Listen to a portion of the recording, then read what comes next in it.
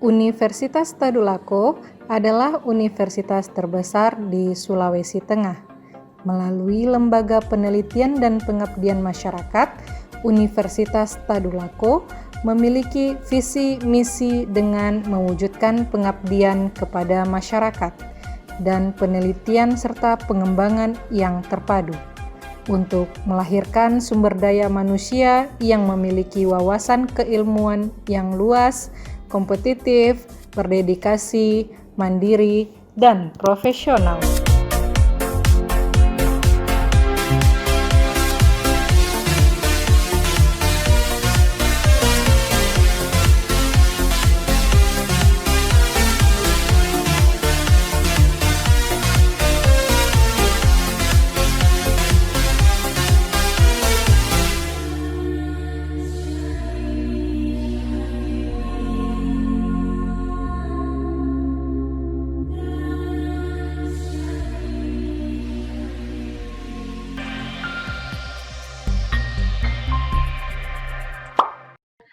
Bismillahirrahmanirrahim. Assalamualaikum warahmatullahi wabarakatuh.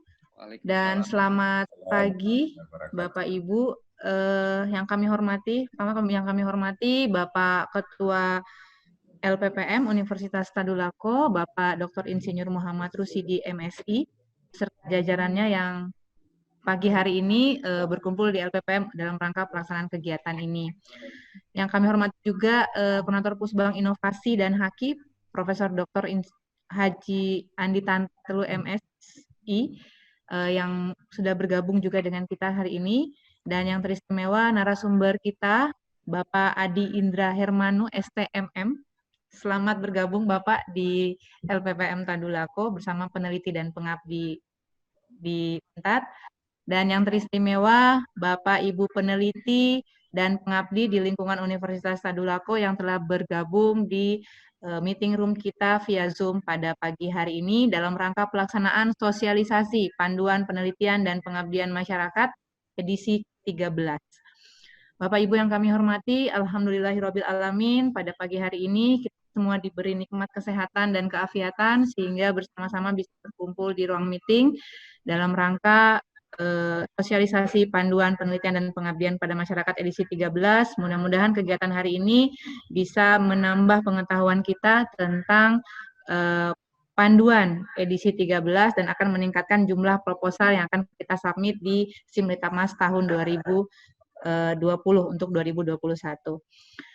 Baiklah Bapak Ibu, kegiatan kita pada hari ini dimulai dengan pembukaan dan selanjutnya nanti ada sambutan dari Ketua LPPM, kemudian dilanjutkan dengan pemaparan dari Bapak Kasubdit Riset Dasar DRPM Kemenristek, Bapak Adi Indra Hermanu STMM, kemudian nanti ada diskusi juga kurang lebih 30 menit dan dilanjutkan dengan pemaparan rencana induk penelitian RIP Universitas Tadulako oleh Bapak Profesor Dr. Haji Andi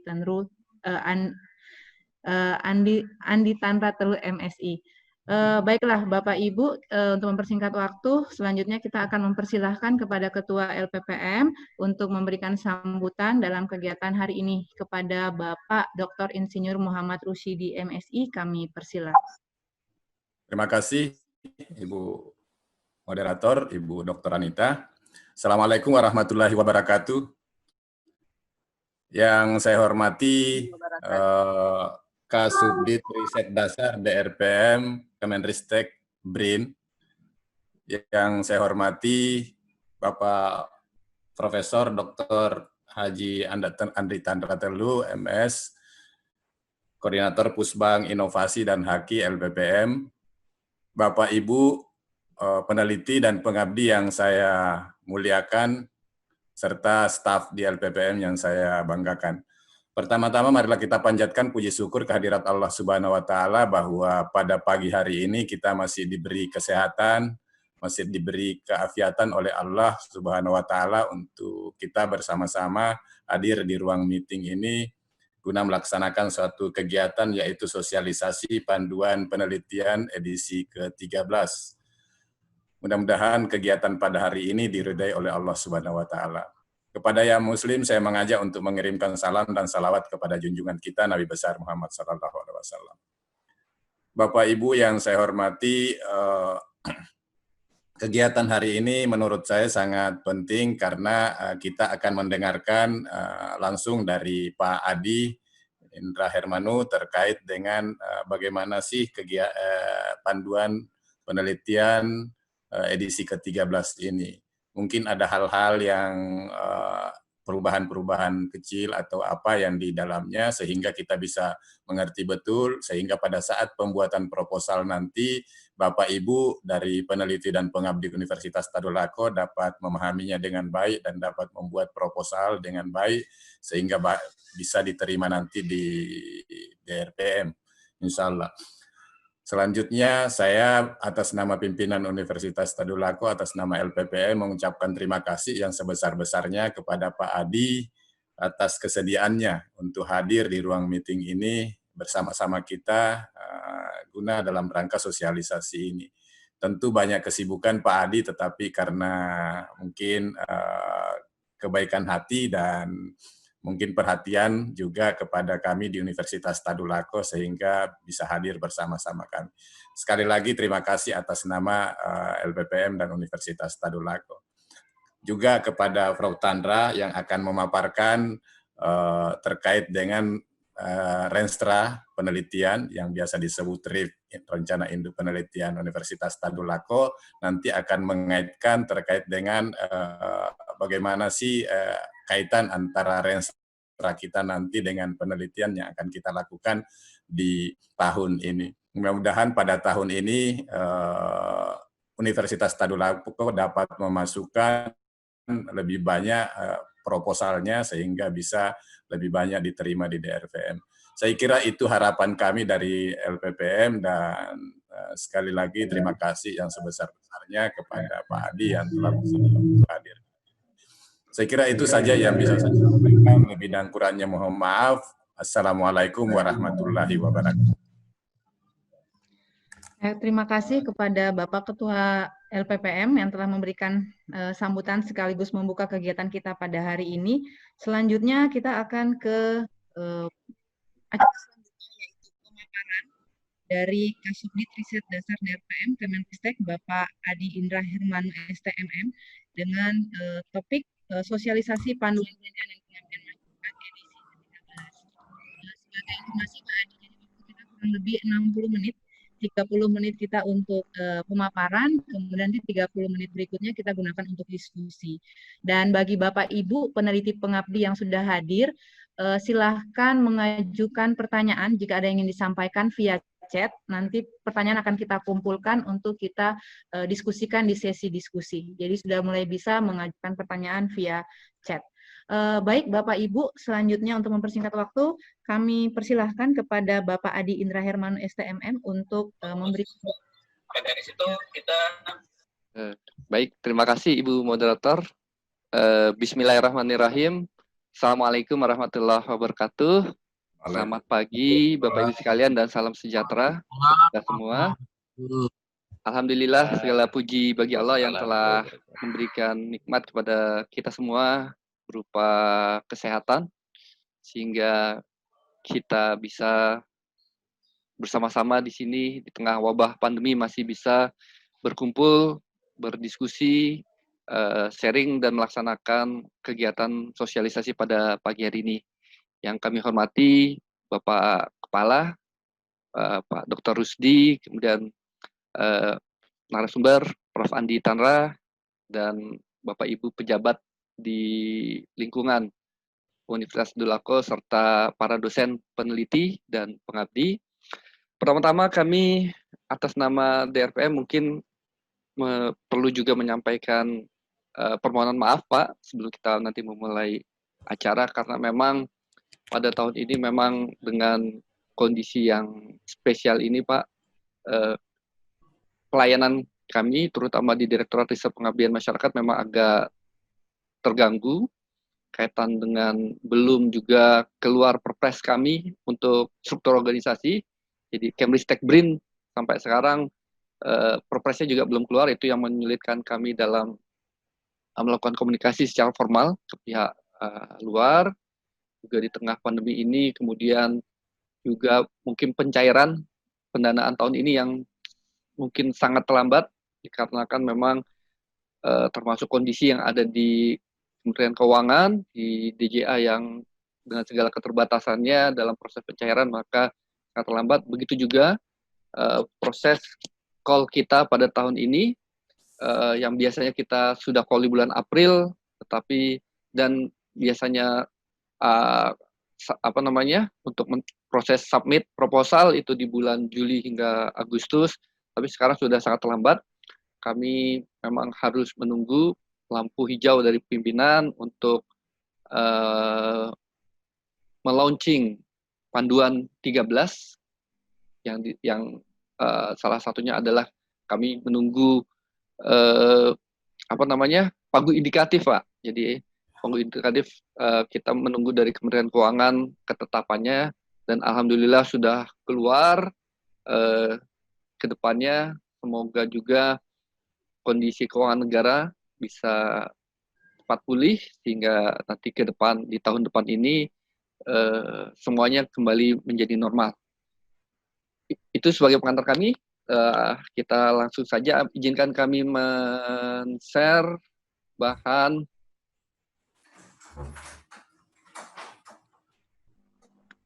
Sudah keluar ya Bapak Ibu ya? Sudah Pak, sudah. Ini kami gunakan Bapak Ibu sekalian, jadi tanggal 6 Oktober yang lalu, panduan 13 sudah di launching di dalam Simritamas. Harapan kami Bapak Ibu sudah mencermati, membaca panduan tersebut sehingga nanti kita dalam sesi tanya jawab, sesi diskusi bisa lebih panjang lagi waktunya. Izinkan kami mulai dengan slide ini Bapak Ibu sekalian terkait dengan arahan Prof. Bambang, Menteri Riset dan Teknologi atau Kepala BRIN, bahwa ada prioritas-prioritas untuk pelaksanaan penelitian dan inovasi di tahun 2024. Jadi beliau mengarahkan bahwa riset-riset kita itu diharapkan dapat menghasilkan produk-produk teknologi yang bersifat tepat guna. Artinya kalau kita bicara tingkat kesiapan terapan teknologi dari level TKT 1 hingga TKT 9, di mana TKT 1 itu berupa konsep atau ide, kemudian TKT 9 adalah produk yang siap untuk dimasalkan atau siap komersialisasi, maka beliau mengharapkan meskipun TKT Bapak Ibu peneliti belum mencapai ke level 9, misalnya baru tingkat ke-7 atau ke-8, tapi ada yang bisa dijadikan untuk sebagai berkontribusi untuk menyelesaikan persoalan-persoalan yang ada di dalam masyarakat. Kemudian yang kedua, beliau juga menyampaikan bahwa riset dan pengembangan teknologi kita diharapkan dapat menghasilkan produk yang memberikan nilai tambah dan juga komersialisasi. Kemudian yang ketiga,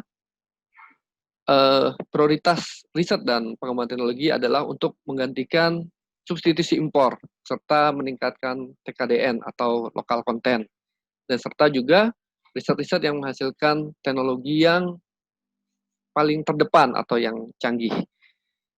Dan juga pada tahun yang lalu 2019 Kemristek Dikti ketika itu dengan Permendikbud 38 2019 sudah menetapkan bidang-bidang fokus yang menjadi prioritas pada tahun 2020-2024. Ini merupakan sebuah komitmen di tingkat nasional ketika memutuskan produk-produk tersebut. Memang Kemristek BRIN, Dikti waktu itu melibatkan baik kalangan perguruan tinggi, Lemlit, kementerian terkait, serta juga pihak-pihak industri.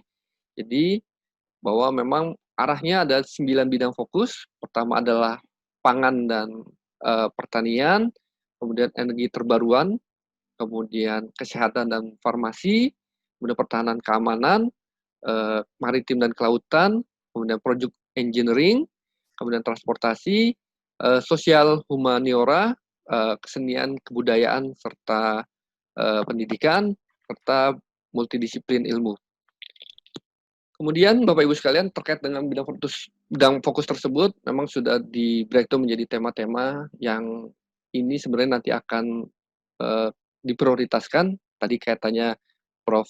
Andi akan menyampaikan Renstra Tadulako yang kami harapkan juga nanti bisa terkait dengan tema-tema yang ada dalam PRN 2020-2024. Jadi seperti misalnya contohnya energi ramah lingkungan, teknologi kelistrikan, kemudian manajemen energi efisiensi, konservasi dan teknologi energi cerdas, kemudian juga di bidang kesehatan seperti bahan baku obat dan herbal, kemudian alat-alat kesehatan, stem cell, dan seterusnya hingga nanti di bidang-bidang sosial, seni dan pendidikan. Kemudian juga Kementerian juga sudah menetapkan produk inovasi yang diharapkan akan dihasilkan di tahun 2020-2024. Jadi kalau Korea punya Samsung, maka Indonesia diharapkan 2024 mempunyai brand tersendiri. Dan begitu juga kami di Kementerian mengharapkan agar Tadulako itu bisa mempunyai produk unggulan yang dihasilkan tidak hanya dari satu disiplin ilmu, mungkin satu fakultas, tapi bisa melibatkan multidisiplin, berbagai multidisiplin.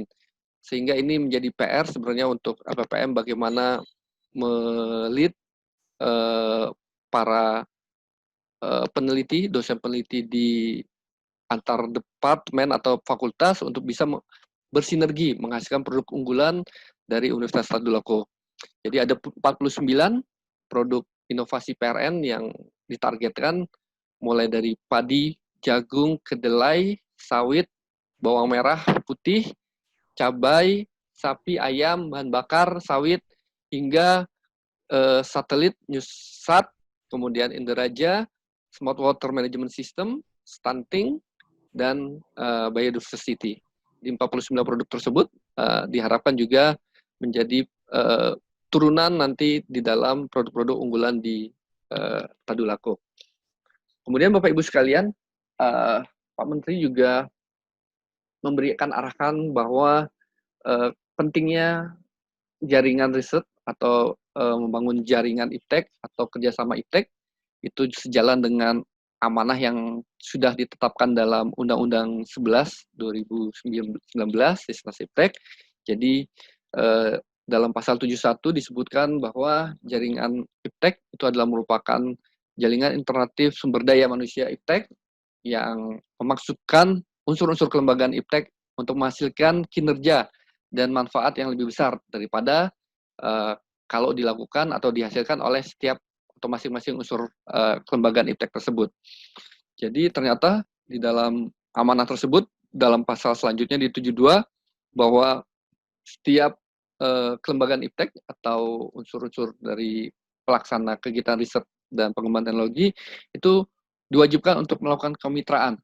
Jadi dimaksudkan dalam melakukan kemitraan itu untuk mempermudah akses informasi, kemudian kemudahan akses sarana, prasarana IPTEK, mobilitas sumber daya IPTEK, dan juga dapat dilakukan dengan mitra luar negeri untuk melakukan alih teknologi dan berperan pada politik bebas dan aktif.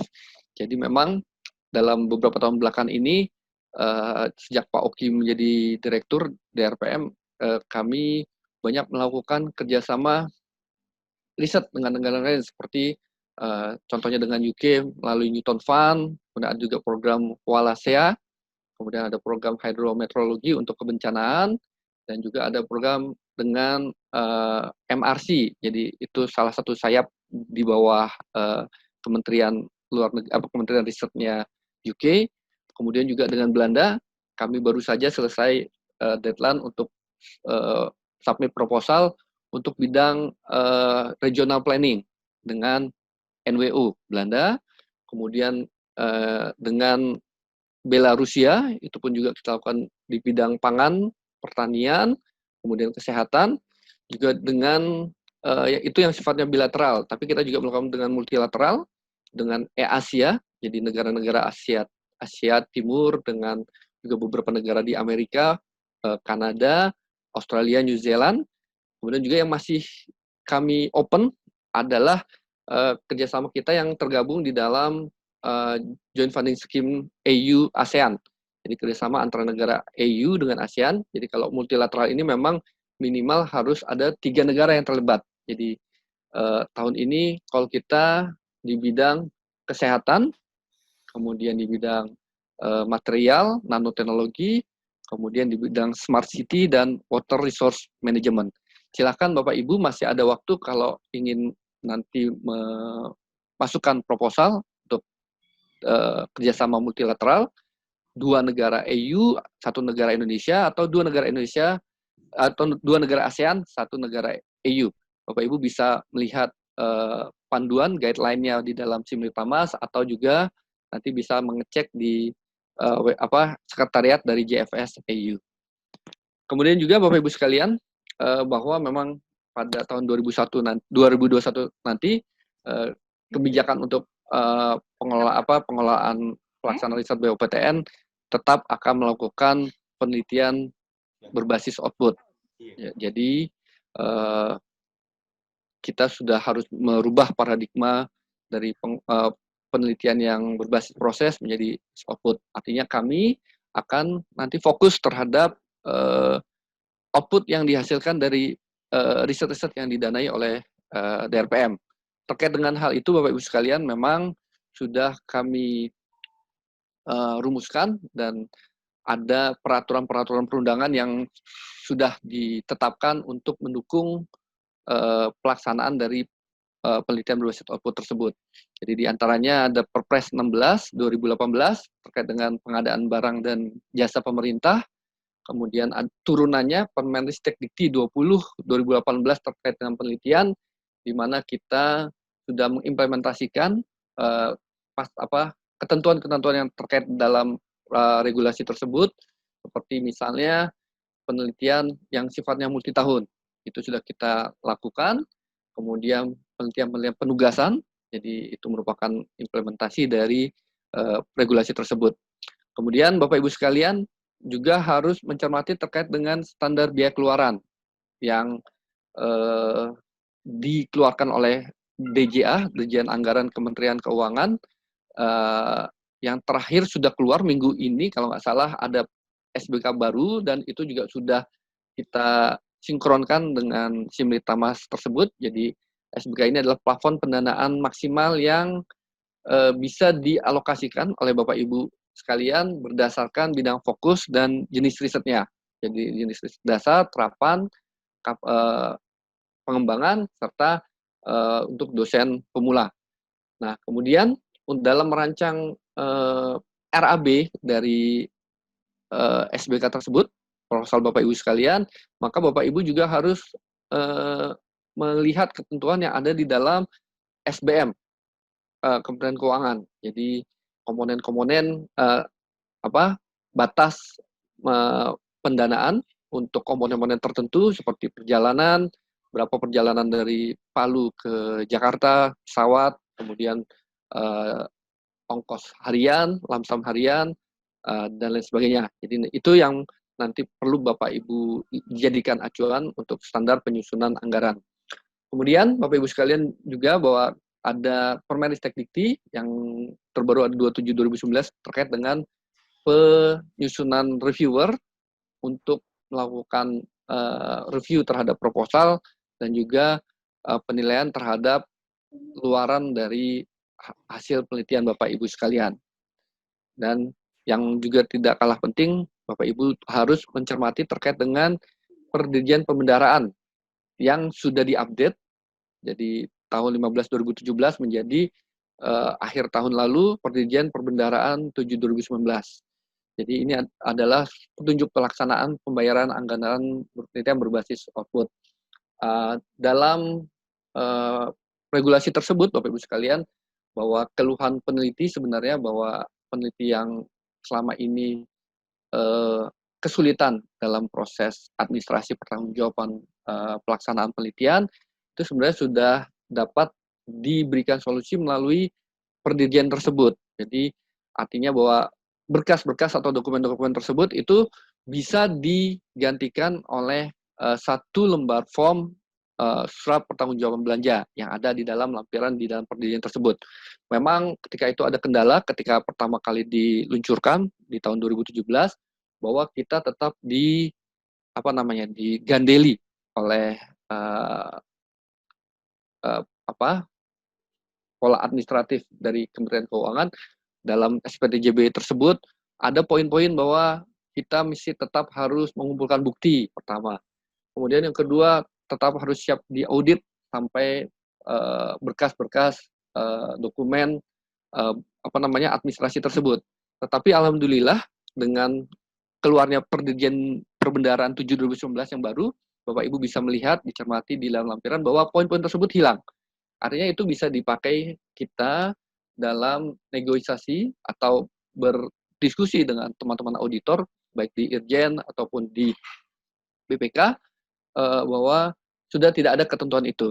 Tapi kami juga memang memaklumin bahwa ada banyak LPPM ataupun dari L2 Dikti yang memang tetap meminta para penelitian untuk merapikan dokumen-dokumen administrasi. Artinya memang sebagai bentuk pertanggungjawaban, baik moral maupun administratif, apalagi penelitian kita dilakukan secara grup, secara tim, bahwa dengan dokumen-dokumen itu maka akan membuat saling kepercayaan terhadap anggota tim menjadi lebih kuat.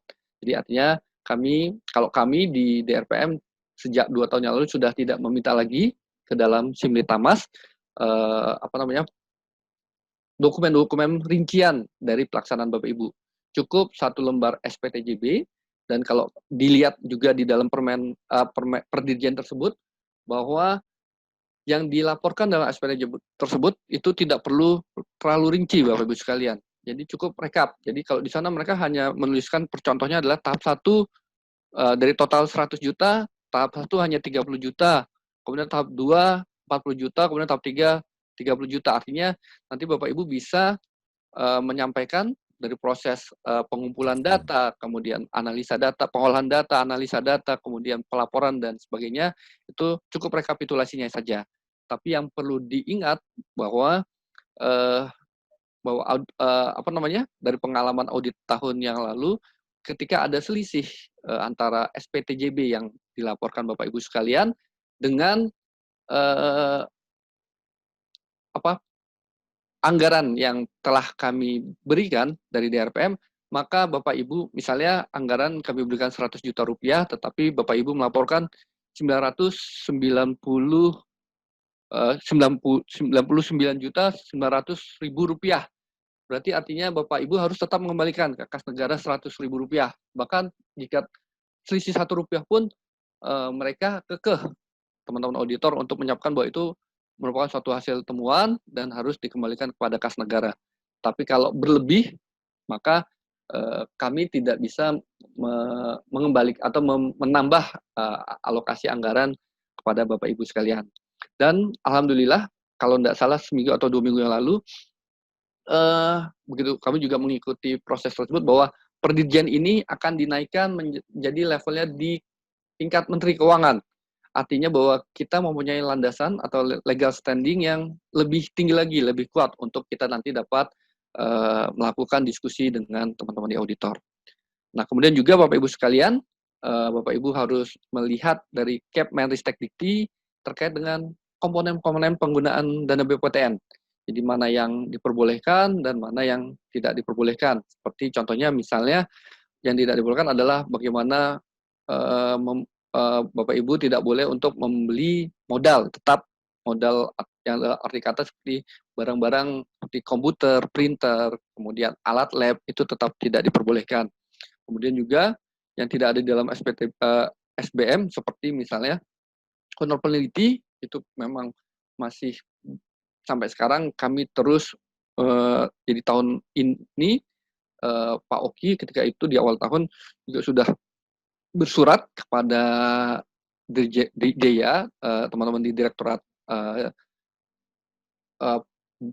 Perencanaan Anggaran, Ditjen Anggaran, jadi untuk meng-on-kan kembali honor peneliti bagi peneliti utama maupun anggota peneliti, tetapi ternyata memang keluar SBM yang terbaru minggu yang lalu itu juga belum belum ada juga, belum on. Beda dengan perekayasa yang masih ada perekayasa utama itu bisa diberikan dananya. Jadi honor yang dimaksud di dalam SBM itu hanya honor output Bapak Ibu sekalian yang besarannya Rp400.000, itu pun biasanya adalah koordinator peneliti atau koordinator administrasi yang bisa dialokasikan. Insya Allah mohon doanya, kami tetap nanti meminta karena tetangga kita di LPDP, meskipun mereka bukan melalui dana APBN, tapi mereka menggunakan dari dana abadi penelitian, dana abadi pendidikan, mereka masih tetap diperbolehkan. Ada biaya-biaya tidak langsung. Jadi 20% dari dana penelitian yang dialokasikan untuk setiap penelitian itu mereka boleh mengalokasikan 20% untuk kebutuhan biaya tidak langsung yang di dalamnya ada untuk manajemen maupun untuk honor-honor peneliti.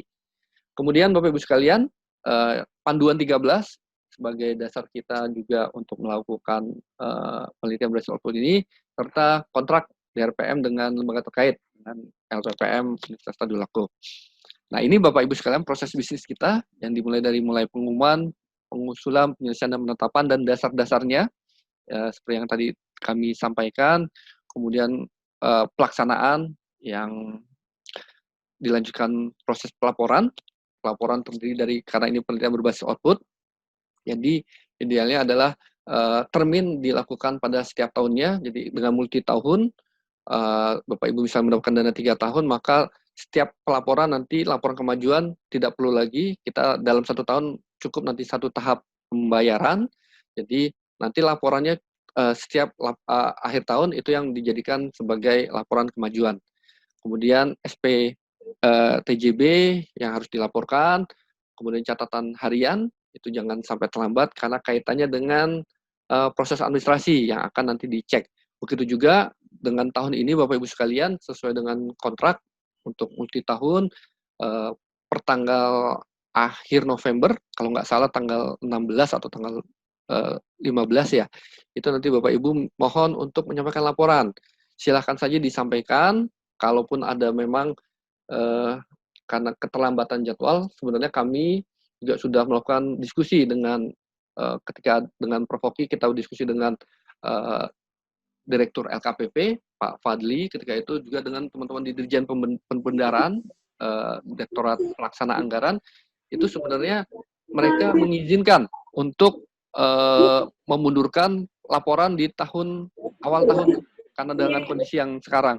Tetapi ternyata ketika kita berdiskusi dengan teman-teman auditor, dengan Irjen maupun dengan BPK, mereka tidak menyetujui untuk pemunduran laporan-laporan. Jadi silahkan Bapak Ibu sekalian menyampaikan saja progres Bapak Ibu sekalian dengan kendala-kendalanya yang ada ketika masa pandemi ini untuk tahun ini. Nanti juga kami juga akan berdiskusi dengan reviewer terkait dengan proses MONEF nanti di akhir tahun. Kemudian Bapak Ibu sekalian, lanjutannya dari pelaporan maka kita akan lakukan MONEF atau pengawasan yang kami tadi sampaikan, kita akan lakukan setelah nanti Bapak Ibu menyampaikan laporan kemajuannya, dan juga akan ada penilaian luaran. Karena ini semuanya berbasis output, maka kami akan mengecek baik luaran wajib maupun luaran tambahan. Kaitannya dengan luaran wajib bahwa memang kita nanti menyetujui bahwa kalau dengan kondisi pandemi ini output baru bisa dicapai tidak di tahun ini tapi di awal tahun depan, maka itu akan kita nilai juga, apa kita validasi luaran wajib tersebut, karena ini kaitannya dengan nanti tanggungan Bapak Ibu untuk mengajukan proposal di tahun selanjutnya. Dan begitu juga luaran tambahan yang kaitannya dengan dana luaran tambahan. Kalau tidak valid, maka dengan berat hati kami meminta pihak terkait untuk mengembalikannya kepada kas negara. Nah, terkait dengan skema penelitian kita di edisi 13 ini, Bapak Ibu sekalian, memang sesuai arahan Prof. Oki ketika itu, beliau dari Pak Dim juga menyampaikan bahwa tahun ini tidak perlu ada perubahan skema yang sangat signifikan, artinya dalam kompetisi nasional, desentralisasi dan penugasan, itu memang di penugasan ada tambahan satu saja terkait dengan skema kemitraan, karena itu mengakomodasi arahan Pak Menteri untuk kerjasama baik internasional maupun kerjasama secara nasional, ini nanti sifatnya adalah penugasan, tetapi di kompetisi nasional dan desentralisasi tidak ada perubahan, jadi tetap skema penelitian dasar, penelitian terapan, pengembangan, dosen pemula, PKPT, pasca sarjana, kemudian desentralisasi ada PDUPT, PTUPT, dan PUPT yang nanti dikaitkan dengan output luaran wajib yang kalau di dasar kaitannya dengan publikasi, kemudian terapan adalah produk terapan, purwarupa, dan kekayaan intelektual. Kita di Pengembang adalah kekayaan intelektual yang layak industri. Nah, kaitan dengan call tahun ini, maka ini Bapak Ibu sekalian, karena keterbatasan, maka yang kami danai atau kami call itu hanya skema yang ada di dalam kotak merah, di penelitian dasar, penelitian terapan, PDP, kalau tahu dulu aku memang tidak diizinkan lagi PDP, kemudian pasca sarjana memang hanya untuk skema penelitian disertasi doktor, kemudian PDUPT dan PTUPT, ini semua memang sudah didiskusikan dengan pimpinan, kaitannya dengan disertasi doktor memang magister yang tahun ini tidak kita call, pimpinan melihat bahwa yang penelitian-penelitian yang ditangguhkan di 2020 memang banyak sekali yang magister, sehingga pimpinan meminta untuk yang PTM di tahun ini di stop dulu, dan kita akan memperbanyak skema-skema yang ada di dalam disertasi doktor, jumlah penelitian yang ada di dalam skema disertasi doktor. Nah, call pendanaan 2001 itu sifatnya terbatas, Bapak Ibu sekalian. Jadi sudah kami umumkan melalui surat beberapa waktu yang lalu bahwa tadi terbatas skemanya, hanya skema-skema yang tadi kami sampaikan yang akan di call. Kemudian yang kedua adalah waktunya. Waktu dimulai dari tanggal 15 hingga tanggal 29 Oktober. Masih ada waktu 12 hari Bapak Ibu sekalian. Mohon segera, dan tidak akan ada opsi lagi perpanjangan Bapak Ibu sekalian, karena kita juga sudah sangat telat. Kami harus melakukan proses seleksi dan ditetapkan sesegera mungkin di awal tahun nanti agar tidak menjadi kendala keterlambatan lagi seperti tahun lalu. Jadi sebenarnya tahun lalu kita sudah proses. Jadi Pak Kepala LPPM mungkin masih ingat, kita dengan Pak Menteri sudah menandatangani berkas kontrak waktu itu di Jakarta, disaksikan Pak Menteri dengan dihadiri Pak Deputi, Pak Dim, Nyati, dan Pak Oki yang menandatangani. Tetapi sehari setelah proses penandatangan tersebut, kita sudah masukkan semua dokumen pencairan ke KPPN, ternyata ada surat cinta dari Ibu Menteri Keuangan terkait dengan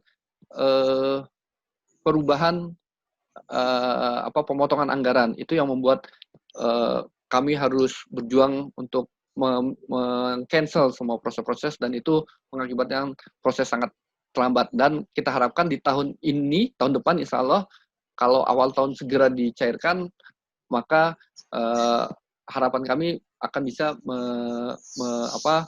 mengakselerasi kegiatan penelitian Bapak Ibu sekalian.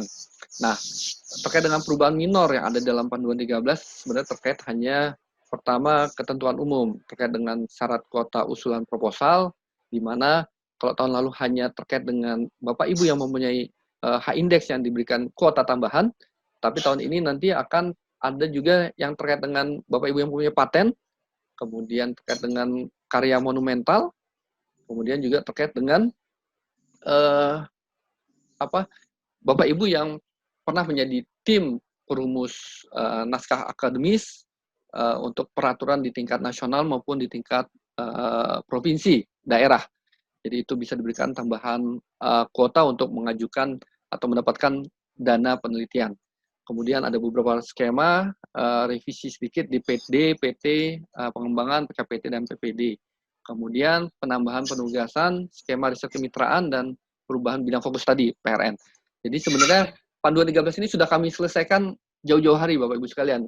Jadi kita juga tidak tahu ketika itu akan ada perubahan, ada pembatasan arahan dari pimpinan, sehingga kami merevisi semua skema yang ada dalam panduan tersebut, dan tetap panduan tersebut kita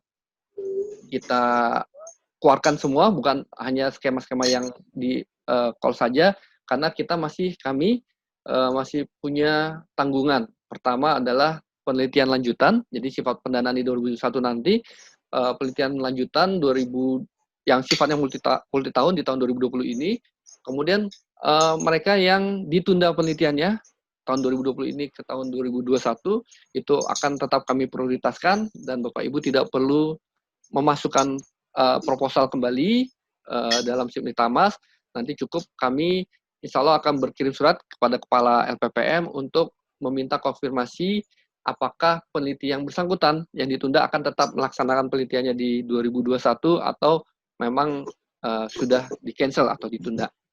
Nah, kemudian yang ketiga adalah memang penelitian yang akan yang baru di-call, jadi penelitian yang topiknya topik baru semua.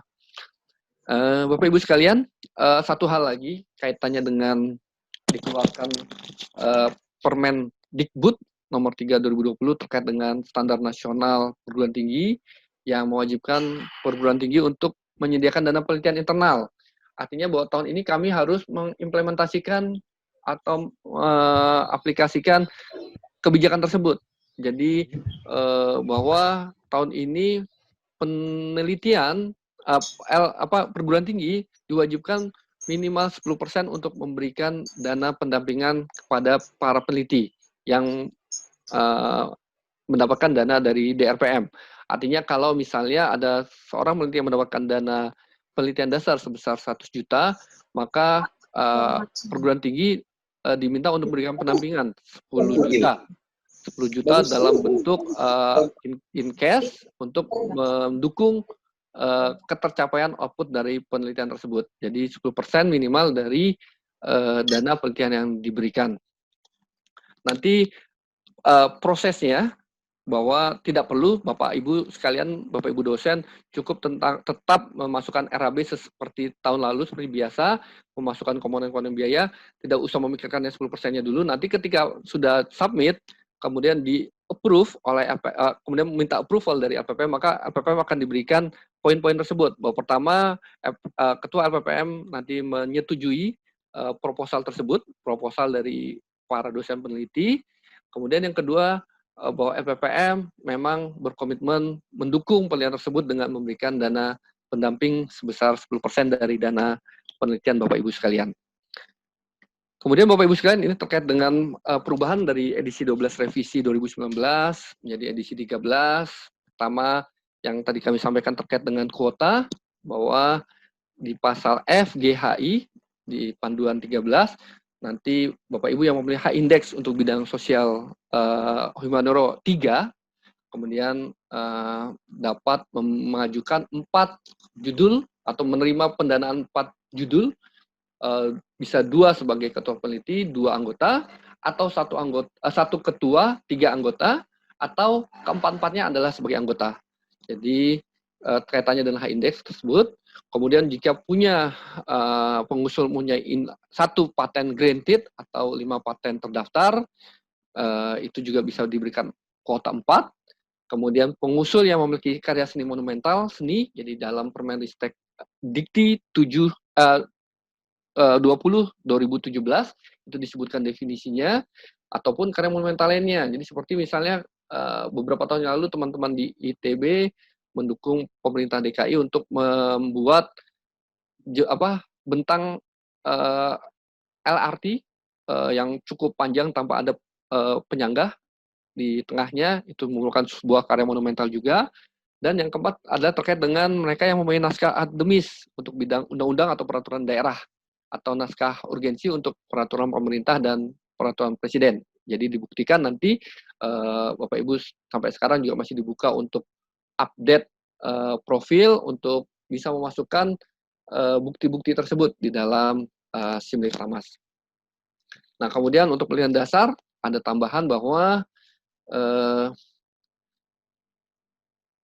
ketua museum untuk rekam jejaknya minimal punya 2 artikel di database terindeks bereputasi, dan artikel dimaksud adalah atau ditambahkan juga mempunyai 3 buku hasil penelitian ber-ISBN sebagai tulis pertama yang diterbitkan oleh KAPI atau yang setara atau penerbit internasional.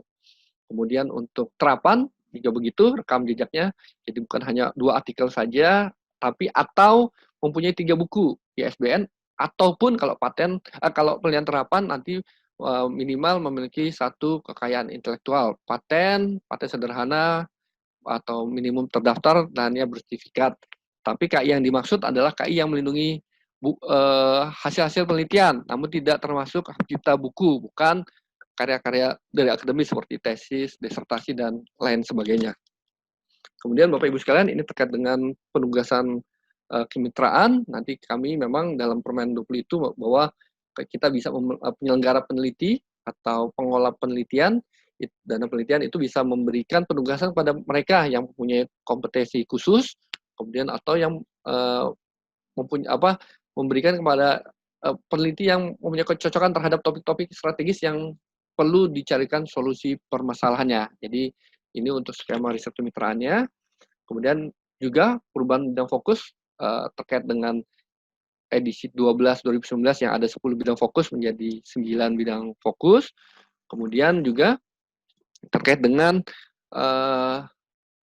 permasalahan COVID yang sedang kita hadapi, bahwa Pak Menteri menyampaikan bahwa saatnya para akademisi, kita sebagai stakeholder di bidang riset dan pengembangan teknologi untuk bisa berkontribusi dalam menyelesaikan permasalahan yang ada dalam wabah pada yang secara mendunia ini, Bapak Ibu sekalian. Jadi beliau menyampaikan bahwa bukan hanya mereka yang di bidang disiplin ilmu kesehatan, tapi juga MIPA, ilmu tanaman, ilmu hewan, ilmu teknik, bahkan ekonomi maupun sosial humaniora, kita sama-sama nanti bisa memberikan keilmuan kita terhadap solusi kepada permasalahan-permasalahan tersebut. Jadi produk-produk yang berupa produk inovasi maupun seperti model-model pemulihan ekonomi ataupun dampak pasca pandemi untuk masyarakat yang terdampak di bidang sosial dan lain sebagainya. Dan juga Bapak Ibu sekalian, jadi mohon kami di DRPM untuk Bapak Ibu nanti ketika misal penelitian, mohon pelajari dan seksama untuk panduan-panduan dari panduan 13, kemudian kekhasan dan keunikan dari masing-masing skema, baik pilihan dasar, terapan, apapun disertasi doktor, maupun PDUPT dan PTUPT, terkait dengan eligibilitasnya, tadi Bapak Ibu sekalian, rekam jejak, kemudian apapun yang diminta untuk memasukkan URL dan lain sebagainya, atau bukti-bukti evidence lainnya, kemudian format mohon diperhatikan, karena kami melihat sayang sekali di Tadulako tahun lalu itu banyak proposalnya, tapi mungkin banyak yang terbentur juga di administratif. Kalau kami mengecek ini secara umum, bahwa banyak yang mereka yang tidak mengikuti format yang sudah dituliskan secara baku dalam panduan. Kemudian juga durasi, Bapak Ibu sekalian, mohon ini waktu 2 minggu dimanfaatkan, karena pun diberikan waktu sebulan, kalau saya pribadi melihat selama beberapa tahun terakhir ini, minggu pertama itu tetap kosong Bapak Ibu sekalian, tidak ada yang memasukkan proposal, minggu kedua kemudian juga begitu, dan biasanya nanti hari-hari terakhir atau bahkan jam-jam terakhir baru berbondong-bondong Bapak Ibu dosen mensubmit proposal. Dan saya juga mengakui, banyak dosen-dosen mengakui bahwa ketika masa-masa tersebut ternyata banyak yang salah upload ataupun apa, jadi kendala-kendala non teknis yang seharusnya dihindari itu menggagalkan proposal Bapak Ibu sekalian. Jadi ringkasannya bahwa silakan mencermati Bapak Ibu sekalian ketentuan ataupun peraturan-peraturan tadi yang telah kami sampaikan, PRN 2020-24, rekam jejak Bapak Ibu sekalian, tadi SBK, SBM, kemudian Kepmen terkait dengan penggunaan dana BPTN, TKT, jadi TKT itu terkait dengan tingkat kesiapan teknologi, dari TKT 1 hingga 9, nanti ketika Bapak Ibu masuk, langsung kita minta ukur perkiraan TKT Bapak Ibu sekalian saat ini, sehingga nanti juga tidak salah kamar. Karena kalau salah kamar, susah nanti untuk menghasilkan. Jadi kalau risetnya Bapak Ibu masih di model atau di tingkat TKT dasar, tapi kalau masuknya di terapan dan disetujui, luaran wajibnya harus berupa KI, maka kemungkinan besar tidak akan tercapai output tersebut.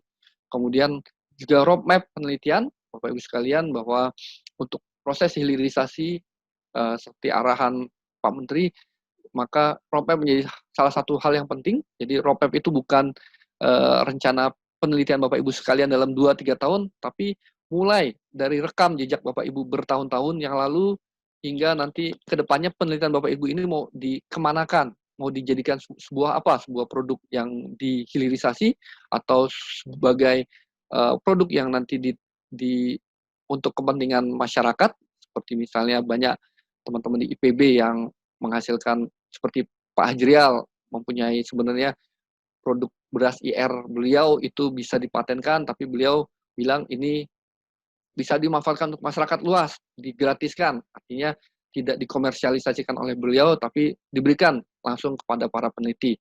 Jadi, ataupun juga untuk teman-teman di sosial yang menghasilkan penelitian-penelitian yang bisa dipakai untuk sebagai naskah perundangan ataupun rekomendasi kebijakan untuk poin-poin yang dimasukkan dalam naskah perundangan. Dan mitra kerjasama baik dalam negeri maupun luar negeri. Jadi bentuk mitra itu ada nanti mitra yang sebagai anggota Bapak Ibu sekalian, karena dalam penelitian ini Bapak Ibu sekalian memang dengan dana BPPT maka ketua penelitian harus para Bapak Ibu dosen yang ada di dalam perguruan tinggi di dalam Kemdikbud. Tetapi anggota mulai 2 tahun yang belakang ini kami telah membebaskan. Jadi persyaratan pun bahkan di dalam panduan sudah tidak kita tuliskan untuk anggota. Jadi anggota bisa dari perguruan tinggi internal, bisa dalam satu departemen antar perguruan tinggi ataupun lintas perguruan tinggi pun industri ataupun bahkan peneliti-peneliti di luar perguruan tinggi Dikbud maupun peneliti-peneliti yang ada di lembaga penelitian non-kementerian maupun kementerian atau dari pihak Pemda. Itu mitra kerjasama atau mitra kerjasama yang sesama peneliti tetapi mereka mempunyai dana sendiri. Misalnya Bapak Ibu diberikan dana DRPM untuk meneliti satu tim, kemudian bekerja sama dengan tim dari Bapeda yang mempunyai dana sendiri, itu juga disebut mitra, atau juga mitra pengguna dari penelitian Bapak Ibu sekalian seperti pihak industri misalnya. Kemudian Bapak Ibu sekalian terkait dengan pandemik yang kita belum bisa prediksi kapan akan mereda, maka mohon kiranya nanti Bapak Ibu di LPPM juga memberikan arahan terkait dengan protokol untuk melakukan penelitian baik di lapangan, peneliti dan pengabdi di lapangan maupun di dalam lab, agar kita semua bisa terhindar dari musibah yang tidak kita inginkan. Jadi ini juga kami sampaikan Bapak Ibu sekalian sebagai gambaran bahwa tahun ini, tahun 2020 memang di Tadulako agak menurun. Saya curiga memang ini mungkin bahwa banyak penelitian yang ditunda ya Pak Maskur ya, ini jadi penelitian yang kita danai sejak tahun 2016 dan juga kalau kita lihat dari TKT di tahun 2020 ini juga memang masih berada banyak di level riset dasar dan riset terapan, sehingga meskipun bahwa tidak semua penelitian memang harus diinovasikan, bahwa kita juga butuh penelitian-penelitian yang basic, yang menghasilkan sebuah invensi-invensi yang bisa dilanjutkan oleh orang lain, tetapi memang ada arahan Pak Menteri bahwa sebagai pertanggungjawaban kita kepada masyarakat dan pertanyaan dari publik, bahwa penelitian kita hanya untuk buang-buang duit itu bisa harus kita jawab bahwa itu adalah opini yang tidak benar. Jadi kita mulai sekarang juga mulai memikirkan bagaimana pertanggungjawaban dari pendanaan penelitian kita kepada publik. Jadi demikian Bapak Ibu sekalian yang bisa kami sampaikan. Terima kasih atas kekurangan, kami mohon maaf, dan kita lanjutkan dalam diskusi. Assalamualaikum warahmatullahi wabarakatuh. Waalaikumsalam warahmatullahi wabarakatuh. Ya, terima kasih kepada Pak Adi Indra Hermanu, STMM, yang telah memberikan pemaparan mengenai sosialisasi panduan penelitian dan pengabdian edisi 13. Baik, Bapak Ibu yang kami hormati, peneliti dan pengabdi di lingkungan Universitas Tadulako, pastinya tadi kami sudah merekap pertanyaan-pertanyaan dari Bapak Ibu, dan kita akan masuk ke sesi tanya-jawab. Untuk sesi yang pertama, kami akan mendiskusikan dulu pertanyaan-pertanyaan yang disampaikan via chat. Saya akan share beberapa pertanyaan.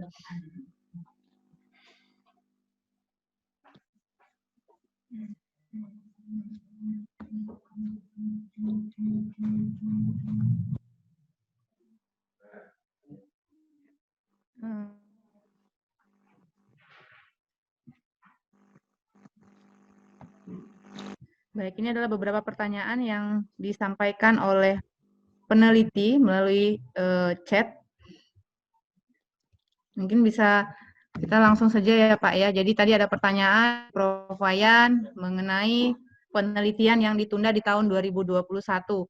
Itu mungkin mohon penjelasan dari Pak Adi. Ya. Kemudian juga sama dengan penelitian yang di-cancel di tahun 2020, di-cancel ke tahun 2021. Apakah sudah pasti dibiayai Pak? Ya, karena sudah di-cancel. Kemudian ini ada hal teknis juga yang ditanyakan oleh Pak Sukayasa sehubungan dengan honorarium dan transportasi LPJ. Tadi saya sudah sempat tadi Bapak menyampaikan mengenai honorarium peneliti ya Pak ya, jadi mungkin bisa diperjelas sedikit. Kemudian mengenai penelitian luar negeri ini oleh Pak Sulaiman yang memasukkan usulan proposal di Asia JRP. Nanti mekanismenya seperti apa untuk pengusulannya. Kemudian ada juga pertanyaan tadi dari Pak Hairil Anwar sehubungan dengan penelitian disertasi doktor. Karena yang melibatkan mahasiswa, apakah mahasiswanya itu sudah harus selesai proposal atau ada persyaratan yang lain. Dan yang terakhir untuk sesi yang ini adalah ya ini mungkin lebih teknis ke penulisan proposal, apakah sama dengan tahun 2019. Mungkin itu yang bisa untuk sesi yang pertama, mungkin mohon pencerahan dari Pak Adi hubungan dengan pertanyaan dari Bapak Ibu. Terima kasih. Jadi Pak Dr. Yasir dan Pak Samilok mungkin sama ya terkait mohon izin ke sebelumnya. Nah ya. Jadi yang terkait dengan 2021 insya Allah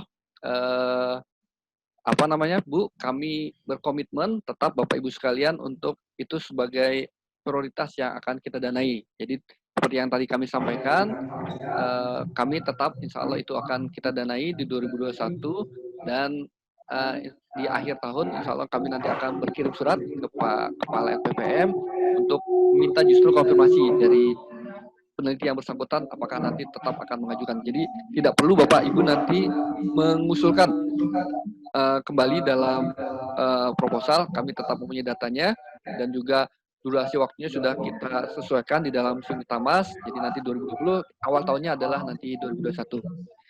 Kemudian Ibu punten kembali yang slide tadi bisa? Ya. Ya, sebentar Pak, saya share kembali. Kaitannya tadi ada yang honorarium. Jadi untuk LPJ laporan pertanggungjawaban ya Bapak Ibu sekalian disesuaikan dengan proses standar SBM ketika mengajukan RAB-nya. Nanti dalam LPJ-nya kami sudah komitmen karena ini program berbasis output, kami tidak akan minta Bapak Ibu untuk memberikan atau meminta untuk mensubmit ke dalam Simultamas kita. Jadi seperti kwitansi tiket perjalanan atau honor untuk pengolah data atau honor untuk surveyor, nanti tidak perlu kita Bapak Ibu nanti submit atau laporkan ke dalam Simultamas kita. LPJ-nya cukup nanti digantikan dengan satu lembar SPTJB dan seperti yang kami sampaikan, SPTJB tersebut tidak perlu terlalu detail Bapak Ibu sekalian, nanti malah menyulitkan Bapak Ibu sekalian. Jadi seperti misalnya nanti ditulis untuk pengumpulan data, ada perjalanan ke Kendari. Nah, itu tidak perlu Bapak Ibu sekalian, cukup rekapnya saja. Jadi tidak perlu pakai yang detail-detail, cukup rekapnya saja. Jadi seperti itu Bu. Nah kemudian terkait dengan honorarium tadi, perlu kami perjelas bahwa nanti yang bisa dibelikan adalah tidak boleh untuk honorarium OJ-nya untuk peneliti utama. Berbeda kalau nanti Bapak Ibu misalnya untuk teman-teman yang di penelitian sosial melakukan sosialisasi kepada misalnya penduduk desa tertentu dan sebagai narasumber, nah itu adalah komponen jasa profesi, itu bisa diberikan narasumber. Tapi kalau sebagai honor OJ peneliti utama itu tidak diperbolehkan karena memang dalam SBM-nya tidak diperbolehkan. Nah kemudian Pak Zuber, terima kasih Pak Zuber telah memasukkan Asia. Kami baru menyelesaikan proses seleksi dengan Sekretariat Asia dan beberapa negara, ada 28 negara Asia Timur, Asia Tenggara, dan juga tadi Amerika, Rusia, New Zealand, Australia, kita sudah lakukan funding dan sedang diproses untuk penetapan. Jadi Pak Zuber, kalaupun nanti terpilih ataupun tim Bapak konsorsium Bapak dengan mitra luar negeri nanti bisa terpilih, nanti akan kami hubungi secara khusus Pak Zuber. Dan submitnya nanti kami berikan waktu tertentu, akan kita buka khusus untuk Bapak untuk nanti submit di dalam Simlitamas. Begitu juga nanti Bapak Ibu lainnya, kalau mengajukan JFE Asia ataupun Nusantara juga kami lupa masih dibuka Bapak Ibu sekalian untuk pendanaan tahun depan. Jadi kalau Nusantara itu programnya ada 2, kami kerjasama dengan Pak Sofwan, Direktur Sumber Daya Dikti. Mereka akan memberikan dana SAME, dana mobility selama 2-3 bulan untuk melakukan peningkatan kapasitas di Perancis, atau itu bisa di industri di Perancis atau lembaga litbang CNNRS-nya di Perancis ataupun perguruan tinggi di Perancis. Tapi kami nanti dari RPM akan memberikan dana untuk melakukan penelitian. Jadi setelah kembali dari Perancis ataupun sebelum di Perancis, Bapak Ibu sudah menyiapkan aktivitas penelitiannya, sehingga kembali pun masih tetap akan melakukan kegiatan penelitian sama. Jadi Nusantara masih kita buka, nanti juga proses submitnya di luar proses submit yang tanggal 15-28 ini. Kemudian untuk disertasi doktor, apakah mahasiswa tersebut harus sudah selesai seminar proposal? Nah, terkait dengan memang untuk disertasi doktor, yang kami concern justru bukan kapan mulainya, tapi kapan berakhirnya. Jadi yang persyaratan untuk disertasi doktor adalah ketika nanti SK penetapan keluar, maka mahasiswa tersebut masih berstatus sebagai mahasiswa. Artinya belum ada ujian sidang. Nah, kan yang perlu dipertimbangkan oleh Bapak Ibu promotor di sini adalah memperkirakan. Kan kalau disertasi doktor itu kan tidak seperti penelitian dasar atau terapan yang multi tahun lebih lama, tapi bisa jadi cuma hanya setahun atau 2 tahun. Jadi itu yang nanti Bapak Ibu bisa arahkan ke mahasiswanya. Dan satu lagi tambahan bahwa kuota yang untuk penelitian disertasi doktor untuk Bapak Ibu supervisor itu kan maksimal bisa 5. Dan 5 itu di luar kuota 2 atau 4 tadi.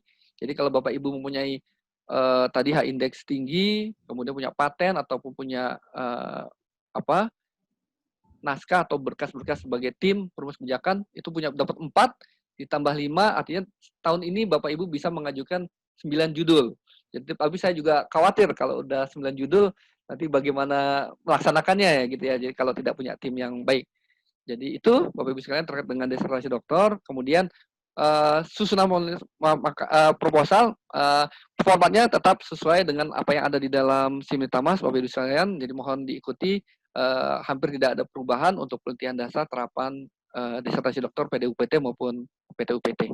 Demikian Ibu moderator untuk sesi pertama. Ya, baik, terima kasih Pak Adi atas pencerahannya, atas jawaban untuk di sesi yang pertama. Bapak Ibu peneliti dan pengabdi Universitas Tadulako, kita akan lanjut ke sesi selanjutnya, yaitu pemaparan rencana induk penelitian Universitas Tadulako yang akan disampaikan oleh Bapak Profesor Dr. Andi Tandratelu. Kepada Bapak yang hari ini sudah bergabung bersama kami juga silahkan. Assalamualaikum warahmatullahi wabarakatuh dan Waalaikumsalam. Selamat siang. Waalaikumsalam. Terhormat Waalaikumsalam. Ketua Lembaga Penelitian dan Pengabdian Universitas Tadulako, Bapak Dr. Muhammad Rusdi, MSI, Ibu Moderator, Bapak Ibu staf, dan terutama Bapak Ibu calon-calon peneliti yang sama saya hormati. Pada sesi kedua ini, Ibu Bapak sekalian, saya diminta untuk menyampaikan tentang rencana strategis penelitian Universitas Tadulako yang telah disahkan pada beberapa waktu yang lalu di Hotel Best Western Koko. Dan ini sudah kita upload di Simlitamas sebagai acuan dalam pelaksanaan penelitian, khususnya penelitian desentralisasi. Ibu Bapak sekalian, mungkin ini tidak terlalu banyak menyita waktu, karena lebih kepada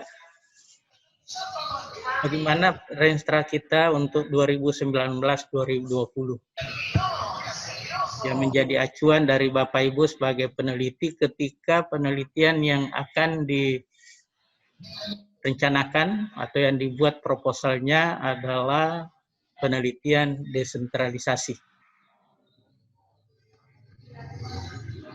Semoga insya Allah Bapak Ibu semua bisa meraih atau memenangkan kompetisi ini.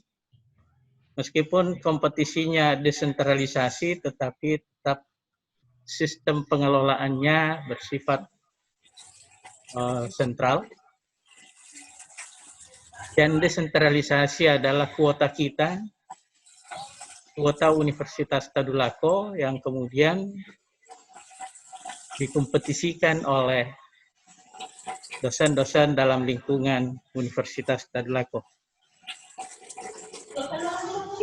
Saya kira ini biodata singkat tidak perlu.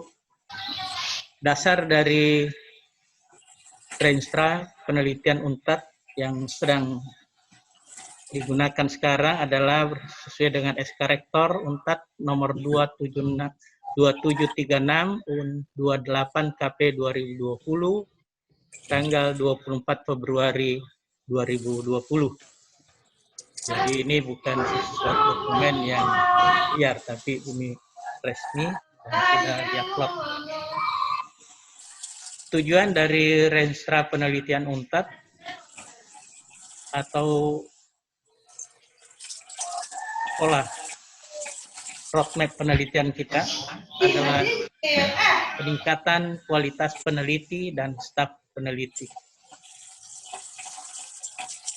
Yang kedua adalah peningkatan kapasitas infrastruktur penelitian. Ketiga, peningkatan manajemen pengelolaan penelitian. Dan keempat, ini meskipun dalam Renstra ini tidak tercantum, tetapi sesungguhnya ruh dari Renstra penelitian dan perguruan tinggi adalah mendukung dan mempercepat pencapaian visi perguruan tinggi. Jadi ini saya tambahkan karena pengalaman yang lalu bahwa tujuan dari penyusunan Renstra penelitian di setiap perguruan tinggi adalah mendukung dan mempercepat pencapaian visi perguruan tinggi. Nah, ada satu hal yang ingin saya garis bawahi di sini, peningkatan kapasitas infrastruktur penelitian. Tentunya di sini diperlukan suatu komitmen kita semua, peneliti dan institusi, ketika ada penelitian-penelitian yang memang dibutuhkan untuk dilaksanakan, apalagi kalau dia sifatnya sangat strategis. Tapi Universitas Tadulako belum memiliki sarana-prasarana pendukung untuk itu, maka tentunya laboratorium-laboratorium yang berhubungan dengan rencana penelitian itu dalam kaitannya dengan Renstra itu harus dipikirkan untuk disiapkan. Mudah-mudahan insya Allah setelah terbangun infrastruktur kita, insya Allah tahun 2021 akan ada bangunan pusat penelitian yang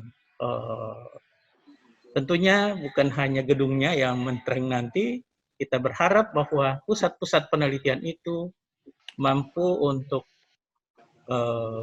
menyusun rencana kegiatan yang sekaligus harus mampu untuk memikirkan sarana prasarana pendukung untuk penelitian itu. Dan itu sangat dibutuhkan. Meskipun tidak menutup kemungkinan untuk kita lakukan kolaborasi dengan perguruan tinggi atau pusat-pusat penelitian yang lain. Seperti tadi materi kita dari Dirjen Riset Dasar, Direktur Riset Dasar, bahwa ada kerjasama mitra kita. Jadi mitra di sini bukan hanya mitra dari sisi siapa yang akan menggunakan penelitian kita, tetapi mitra kerjasama penelitian. Antara lain adalah ketika ada penelitian yang kita akan lakukan, tapi kita tidak punya sarana prasarana atau tidak punya peralatan pendukung yang memadai, maka kita bisa melakukan kerjasama dengan pusat-pusat penelitian yang ada di perguruan tinggi lain. Pada sisi lain ya tentu kita harus juga pikirkan penelitian itu untuk bisa kita lakukan secara berkelanjutan, dan oleh karena itu perlu dukungan infrastruktur yang memadai. Kemudian hasil yang diharapkan adalah meningkatnya kapasitas dosen dalam penulisan proposal penelitian, pelaksanaan, terutama output-nya, yaitu penulisan karya ilmiah dan output lainnya. Meningkatnya jumlah dosen yang aktif dalam penelitian. Kita berharap bahwa ketika sudah membaca Renstra dengan baik, maka insya Allah penelitiannya tidak salah kamar. Seperti tadi informasi yang kita dapatkan bahwa tahun-tahun sebelumnya proposal dari UNTAD cukup banyak, tetapi banyak juga yang tidak lolos. Mengapa? Bisa jadi salah satu penyebabnya adalah salah kamar. Katakanlah tadi ada penelitian dasar unggulan perguruan tinggi, TKT-nya sudah TKT 4, maka sesungguhnya itu tidak bisa lagi masuk kategori penelitian dasar. Dia sudah harus masuk di penelitian terapan. Nah, ketika kita lihat lagi output-nya masih pada artikel ilmiah, maka output-nya adalah penelitian dasar, tetapi TKT-nya sudah harus diterapan. Ini satu hal yang kontradiksi. Nah, apakah di penelitian dasar atau di penelitian terapan? Ini jadi masalah. Oleh karena itu, ini menjadi penting kaitannya antara materi penelitian, luaran, dan TKT. Kemudian meningkatnya jumlah capaian indikator kinerja penelitian. Ibu Bapak sekalian, indikator capaian penelitian di satu institusi, katakanlah kita di UNTAD ini adalah tentu diukur dari jumlah publikasi internasional, teknologi tepaguna, haki, dan mulai 2020. Ini nanti salah satu yang menjadi tolak ukur capaian penelitian kita, ini adanya di Renstra. Tetapi salah satu tolak ukur capaian indikator kinerja penelitian adalah jumlah hasil penelitian yang memiliki CATSINOV, tingkat kesiapan inovasi yang sudah dapat dikomersilkan. Sehingga nanti penelitian-penelitian tahun yang dilaksanakan 2020 ini, itu kita sudah mulai meminta untuk membuat deskripsi CATSINOV dari hasil penelitian 2020 dan seterusnya. Dan ini juga akan berhubungan dengan alokasi BOPTN untuk penelitian-penelitian pada tahun-tahun mendatang. Makin tinggi, makin banyak nilai CATSINOV kita, maka itu akan memberikan suatu nilai tambah dalam meraih jumlah BOPTN untuk penelitian. Pada beberapa waktu yang lalu, Pak Deputi Penguatan Inovasi, Pak Jumain Abed, dalam kesempatan memberikan pengarahan di Dies Natalis FKIP beberapa minggu yang lalu, beliau mengatakan bahwa ke depan penelitian itu kompetisinya bukan lagi kompetisi nasional. Tapi saya lihat kemarin ketika sosialisasi dan tadi ini, itu masih sifatnya kompetisi nasional penuh. Nah, beliau katakan bahwa nanti akan diregionalisasi. Jadi peneliti-peneliti di wilayah timur itu tidak bersaing dengan wilayah barat. Kemungkinan seperti itu, dan mudah-mudahan UNTAD bisa menjadi salah satu host, karena ketika jadi host maka itu akan memberi nilai tambah. Nah, karena itu perlu ada penguatan-penguatan dalam TKT dan CATSINOV. Bapak Ibu sekalian. Dan itu adalah indikator capaian kinerja penelitian kita. Kemudian meningkatnya jumlah kelompok penelitian yang berkualitas. Ibu Bapak sekalian, kita mencoba sekarang untuk membentuk kelompok-kelompok peneliti pada bidang-bidang tertentu, bidang strategis yang memiliki potensi kewilayahan. Katakanlah tentang rumput laut atau kelautan, kakao, sapi donggala, rotan, dan beberapa yang lain, dan sekarang baru 5 pusat inovasi iptek yang kita bentuk. Dan itu adalah kelompok-kelompok peneliti yang akan melakukan kajian secara terus-menerus pada bidang itu. Tidak melakukan penelitian yang sifatnya kutu loncat. Saya biasa pakai istilah itu Bapak Ibu sekalian. Karena ada orang yang melakukan penelitian hari ini mungkin adalah rumput laut, besok pindah ke penelitian pemasaran, besok kemudian pindah lagi ke penelitian tentang kakao. Itu penelitian yang tidak terstruktur, meskipun tidak dilarang. Artinya tidak ada aturan main yang melarang bahwa harusnya seperti ini, tidak. Tetapi penelitian yang baik adalah penelitian yang bersinambung. Karena itu diperlukan roadmap penelitian kita. Juga tadi disinggung oleh Pak Direktur, bagaimana roadmap penelitian kita. Ini juga yang sering kita salah memahaminya. Banyak peneliti yang membuat roadmap penelitiannya justru yang dijelaskan adalah tahapan penelitian yang harusnya itu ada di bab di bagian ketiga tentang luaran dan metode, sehingga jelas tahapan-tahapan penelitiannya. Nah, jadi roadmap penelitian itu tidak mungkin terbentuk dengan baik kalau penelitiannya adalah penelitian yang siksak.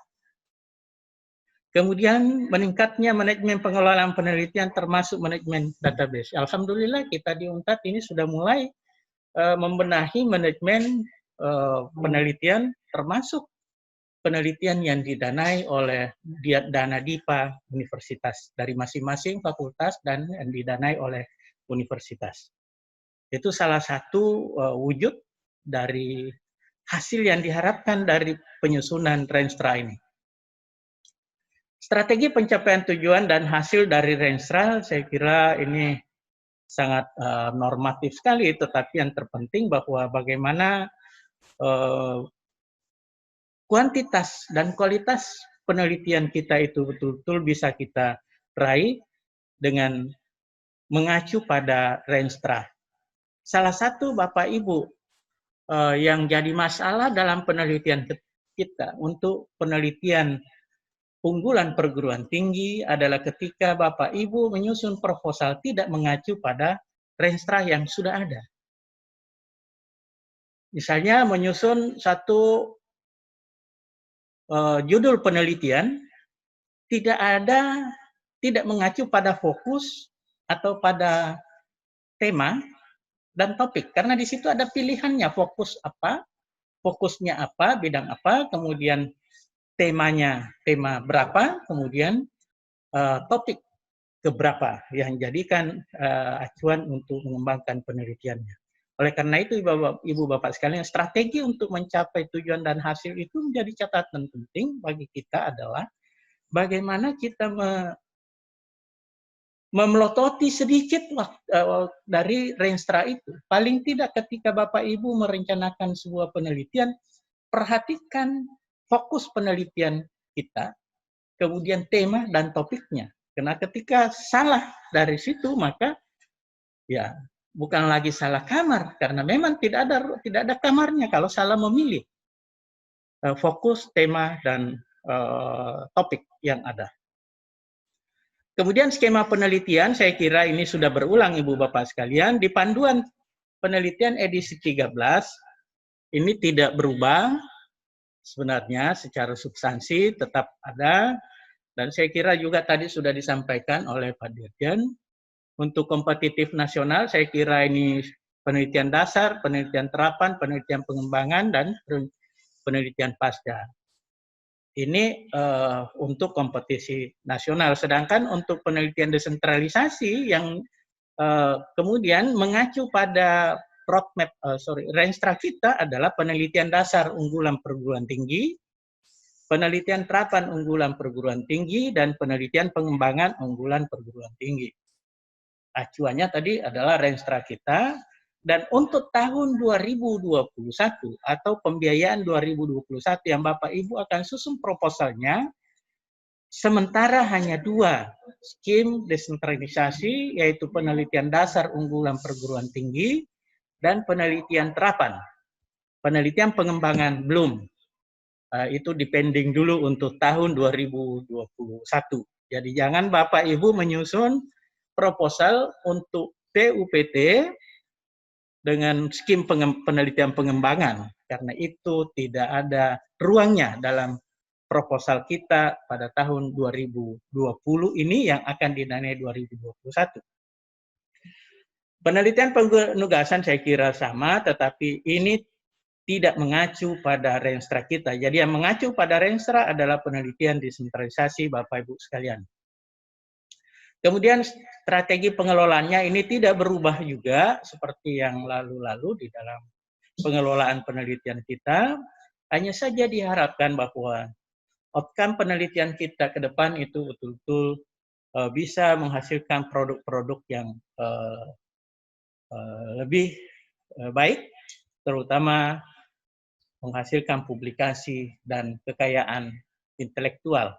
Ada satu hal yang sangat penting juga di sini sekarang, penelitian diarahkan untuk aplikasi teknologi. Nah, penelitian-penelitian terapan tentunya harusnya mengacu ke situ untuk menghasilkan aplikasi teknologi, karena dengan output aplikasi teknologi itu kemudian bisa dijadikan dasar untuk masuk ke PPM. Pengabdian pada masyarakat, ya, yang pengabdian pada masyarakat tahun ini juga hanya 2 skim. Jadi saya tidak detailkan ini karena prinsipnya sama, pengelolaannya ini mengacu ke panduan 2000 edisi 13. Ibu Bapak sekalian, arah dan kebijakan dari penelitian kita, dan ini mengacu pada arah dan kebijakan penelitian nasional, yaitu meningkatnya hasil penyelenggaraan penelitian, pengembangan, dan penerapan iptek yang mendukung daya saing sektor produksi barang dan jasa. Keberlanjutan dan pemanfaatan sumber daya alam. Nah, di sini di Renstra kita harusnya lebih fokus pada sumber daya alam lokal, Ibu Bapak sekalian. Salah satu kompetisi yang menjadi penting yang sering kita abaikan adalah ketika kita berkompetisi secara nasional, yang biasa diberikan contoh oleh para penyaji adalah, atau para reviewer, ketika Bapak Ibu seorang peneliti tentang kultur jaringan. Kultur jaringan tentang padi. Tetapi padi yang kemudian dijadikan objek ini adalah padi secara umum, bukan padi yang lokal Palu. Nah, ini masuk ke, ya secara umum dia kompetisi. Tentu dari sisi, meskipun dalam tanda petik kita punya SDM cukup bagus, cukup mumpuni untuk itu, tetapi peralatan-peralatan kita apakah sudah kompetitif dengan peralatan-peralatan yang sudah dimiliki oleh perguruan tinggi lain. Nah, ini kadang kita lalai di situ sehingga kita kalah bersaing dengan mereka. Nah, syukur-syukur karena untuk kegiatan penelitian unggulan perguruan tinggi kita kompetisinya secara internal Universitas Tadulako. Meskipun demikian, pemanfaatan sumber daya alam ini kita fokus pada sumber daya alam lokal. Kemudian penyiapan masyarakat secara umum dalam menyongsong kehidupan global. Ini menjadi penting. Nah, tentunya ini juga selalu kita arahkan pada penelitian yang bernuansa lokal. Yang kedua, meningkatnya ketersediaan faktor input bagi penelitian. Nah, itu tadi yang saya katakan, infrastruktur juga menjadi penting di situ. Jangan sampai kemudian kita mau melakukan penelitian, tetapi infrastruktur untuk penelitian itu tidak memungkinkan, karena itu menjadi catatan bahwa ada penelitian yang memang strategis harus dilakukan tetapi infrastrukturnya tidak mendukung, kita cari di tempat lain juga tidak mendukung, maka kita bisa usahakan. Dan Pak Rektor juga sudah pernah menyampaikan bahwa kalau memang ini kita butuhkan, kenapa tidak kita siap, asalkan itu bisa digunakan secara berkelanjutan. Jangan sampai infrastruktur atau peralatan yang kita mau gunakan itu hanya satu kali pakai. Jadi kita berharap bahwa itu bisa dipakai berkelanjutan. Kemudian terbangunnya teknopark di kabupaten kota dan sains park di tingkat provinsi. Ini kita berharap bahwa penelitian-penelitian itu akan mengarah pada pembentukan teknopark di tingkat kabupaten kota, ya paling tidak kita di Sulawesi Tengah, karena memang sasarannya adalah untuk wilayah kita, dan sains park mungkin ada satu. Nah, salah satu contoh mungkin nanti insya Allah mudah-mudahan bisa menjadi sains park ini adalah penelitian tentang pengembangan sapi lokal Donggala yang sudah berjalan 2 tahun ini.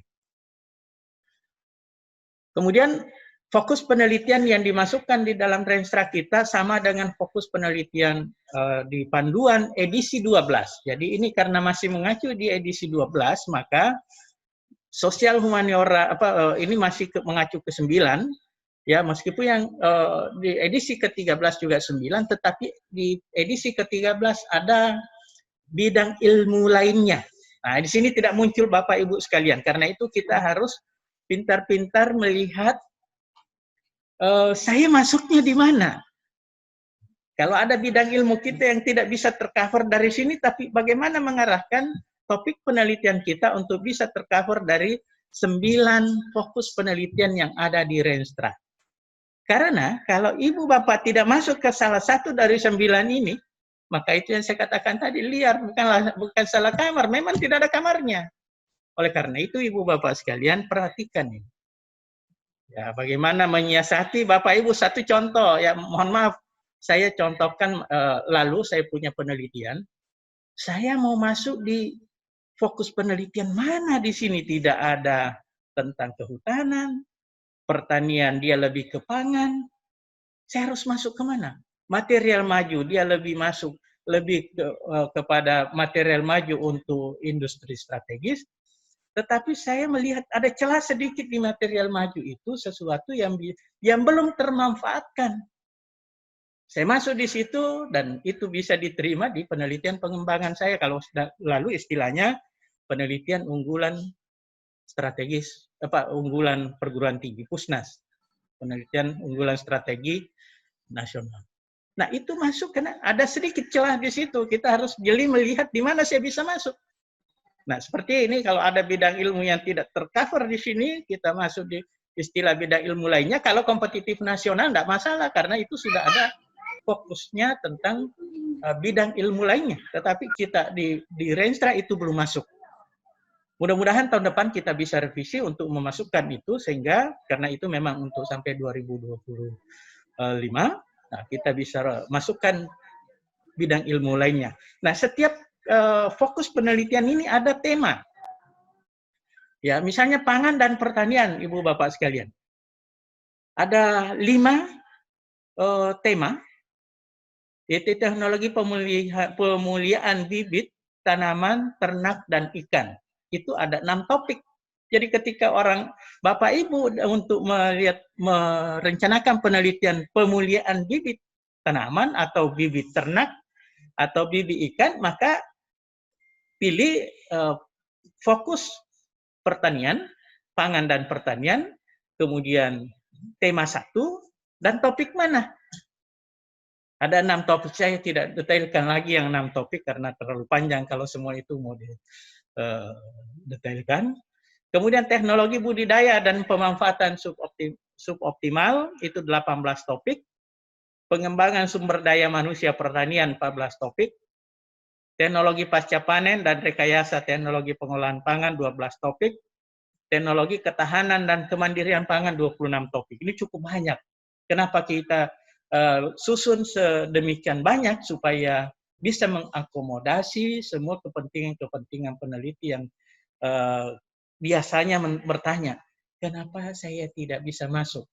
Nah, persoalannya itu karena topik yang terbatas. Sekarang ini saya kira sudah cukup terbuka bagi Bapak Ibu sekalian. Kemudian energi baru dan terbarukan, teknologi substitusi bahan baku. Bagaimana kita menghasilkan bahan-bahan baku untuk digunakan dalam pengembangan energi baru dan terbarukan. Di Sulawesi Tengah ini cukup banyak potensi untuk kita bisa kembangkan itu. Ada 4 topik. Kemudian kemandirian teknologi pembangkit listrik ini tidak dibatasi karena ini memang sudah baku untuk pengembangan pembangkit listrik. Sehingga bebas saja. Kemudian teknologi konservasi energi, ada 12 topik. Teknologi ketahanan diversifikasi energi dan penguatan komunitas sosial berkaitan dengan energi baru dan terbarukan, ada 14 topik. Kemudian kesehatan dan obat. Ini sudah banyak penelitian-penelitian teman, tapi masih perlu untuk kita lakukan diversifikasi penelitian tentang penelitian kesehatan dan obat. Khusus untuk dosen-dosen Kesmas dan kedokteran, keperawatan, saya kira ini perlu barangkali treatment khusus karena masih kurang penelitian-penelitian yang lolos. Jadi kalau misalnya Bapak Ibu dari kesehatan mungkin perlu atau pimpinan fakultasnya untuk bisa ada suatu kegiatan khusus pembinaan karena di sana dosen-dosen muda yang banyak. Yang persoalannya adalah masuk di penelitian yang sudah disiapkan skimnya itu kadang belum memenuhi syarat untuk itu. Nah, karena itu perlu penelitian khusus yang dilakukan oleh fakultas-fakultas muda, terutama kedokteran dan kesehatan masyarakat. Persoalannya adalah kita tidak memiliki skim penelitian dosen muda. Karena itu mungkin alokasi dana penelitian kita,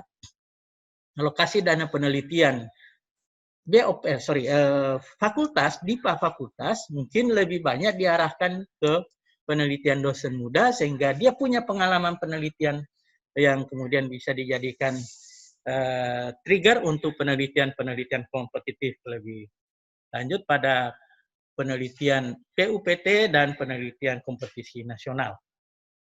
Di sini ada 3 topik, teknologi produk biofarma Setika ada 24 topik. Ini banyak sekali sebenarnya tanaman-tanaman sumber bahan obat bagi kita di Sulawesi Tengah. Kemudian teknologi kemandirian bahan baku obat, 8 topik, pengembangan dan penguatan sistem kelembagaan, kebijakan kesehatan dan pemberdayaan masyarakat, 31 topik. Transportasi, ini ada 3 tema, teknologi dan manajemen keselamatan transportasi, teknologi penguatan industri transportasi nasional. Meskipun ini tertulisnya transportasi nasional, tetapi kita arahkan untuk transportasi yang bernuansa lokal yang memang bisa dipakai secara nasional. Kemudian intelijen transportasi sistem, ini juga bisa masuk ke artificial intelligence, ini menjadi penting, ini masih sangat kurang kita lakukan. Kemudian teknologi informatika dan komunikasi, pengembangan infrastruktur TIC, ini ada 11 topik, sistem berbasis open source, teknologi untuk peningkatan konten TIC, 4 topik, kemudian teknologi peranti TIC dan pendukung TIC, 3 topik, pengembangan sistem berbasis kecerdasan, ini juga AI di sini bisa masuk, 3 topik. Kemudian material maju, teknologi pengolahan mineral strategi berbahan baku lokal. Ibu Bapak sekalian, yang banyak dikembangkan di Sulawesi Tengah sekarang ini, itu baru terbatas pada bahan-bahan mineral yang ada seperti di Morowali Utara. Padahal Bapak Ibu sekalian, kalau kita lihat peta tambang nasional di Kementerian Perindustrian, potensi tambang terlengkap itu ada di Sulawesi Tengah. Potensi tambang terlengkap. Ada mineral-mineral strategis yang tidak dimiliki oleh provinsi lain, tapi ada di Sulawesi Tengah, hanya ini belum banyak dikaji oleh sumber daya kita di Kendeng. Nah, karena itu perlu barangkali meskipun hanya satu topik, tapi ini saya kira perlu untuk kita genjot. Teknologi pengembangan material fungsional, ini sudah beberapa dilakukan oleh teman. Teknologi eksplorasi potensi material maju, teknologi karakterisasi material dan dukungan industri. Ini tidak jelas topiknya, tetapi itu bisa lebih umum. Kemudian di kelautan, ada teknologi kelautan daerah 3T. Nah, kita masih banyak daerah-daerah yang tergolong 3T. Ada 3 topik, teknologi konservasi lingkungan maritim, 9 topik. Teknologi penguatan infrastruktur maritim, 2 topik. Kemudian pemberdayaan dan peningkatan partisipasi perempuan dan inklusi sosial dalam lingkungan kemaritiman, 11 topik. Nah, kalau kita bicara dengan potensi daerah kita tentang maritim, provinsi terpanjang garis pantainya adalah Sulawesi Tengah. Nah, jadi ini menjadi peluang untuk kita, Bapak Ibu sekalian. Hanya saja ini mungkin menjadi catatan barangkali untuk tahun kalau ini kita revisi karena kelautan sebenarnya ini bisa mengakomodasi perikanan darat. Ya, jadi ada perikanan tangkap, ada perikanan darat. Kalau saya tidak salah, mohon maaf. Tetapi untuk air tawar ini belum kita masukkan. Harusnya ini bisa kita akomodasi untuk kalau kita revisi ini. Kemudian kebencanaan ini yang paling banyak. Saya kira dari teknik dan bidang-bidang terkait lainnya ini banyak peluang di sini Bapak Ibu sekalian. Teknologi dan manajemen bencana geologi ini sudah banyak bahkan di MIPA kalau saya tidak salah ada pusat penelitian kebencanaan. Di teknik kalau saya tidak salah juga sudah pernah, saya tidak tahu apa jadi dibentuk atau tidak.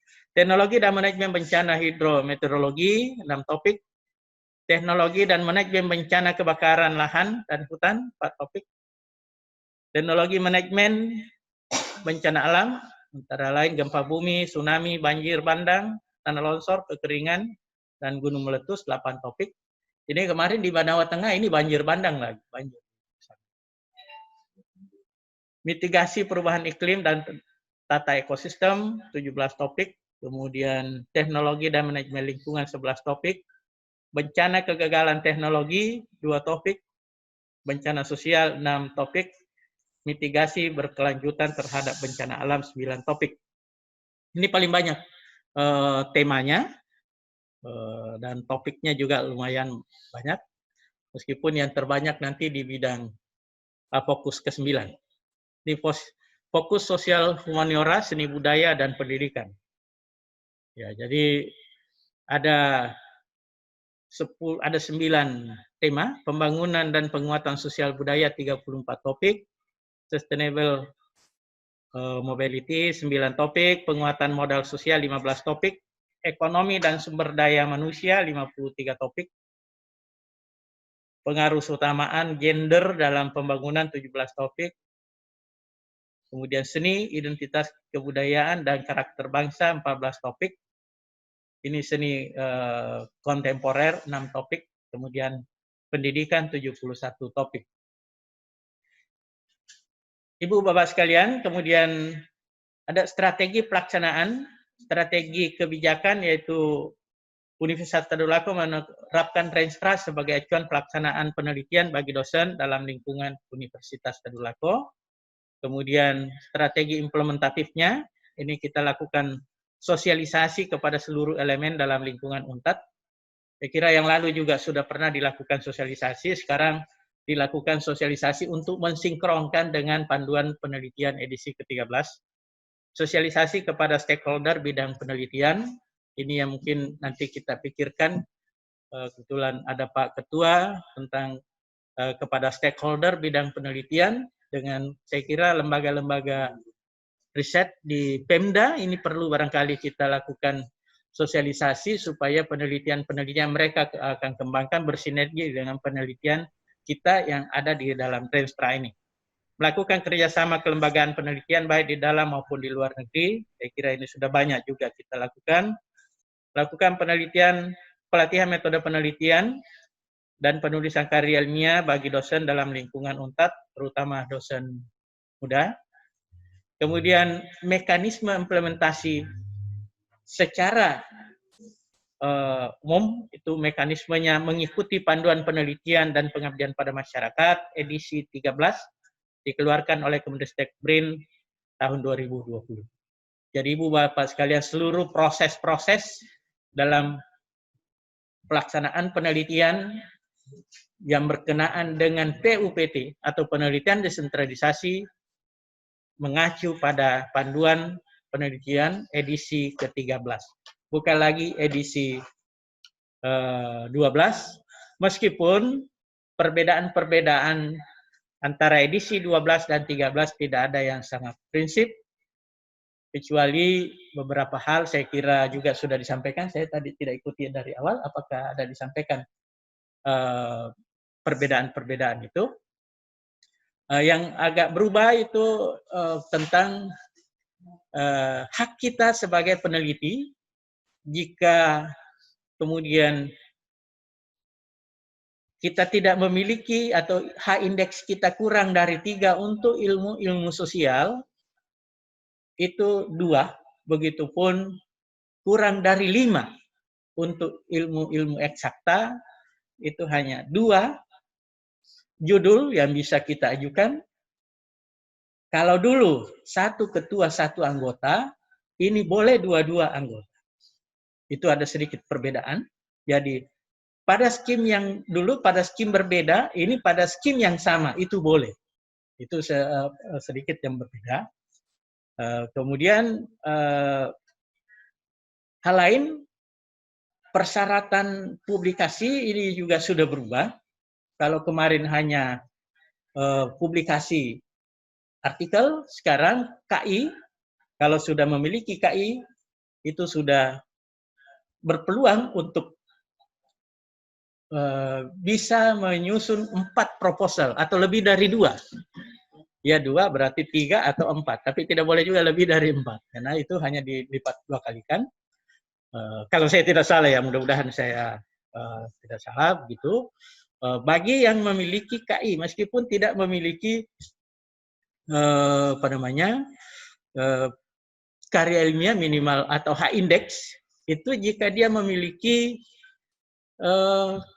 paten 1 atau 5 terdaftar atau karya monumental.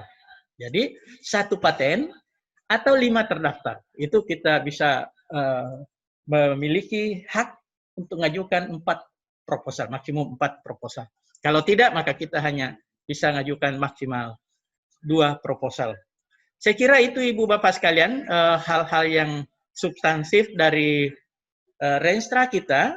Sekali lagi bahwa tolong Bapak Ibu yang mengajukan proposal desentralisasi PUPT, jadi hanya 2, yaitu dasar, ya, penelitian dasar PUPT dan penelitian terapan PUPT, acuannya adalah pada Renstra.